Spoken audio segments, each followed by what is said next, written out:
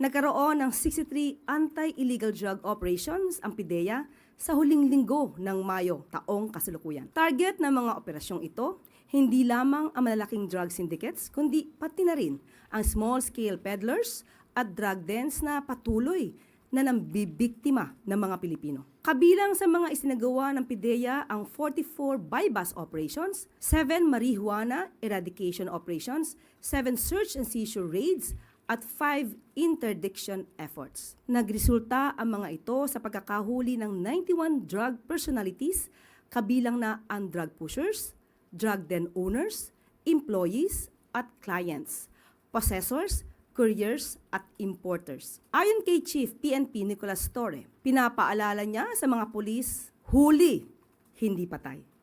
Panoorin po natin ito.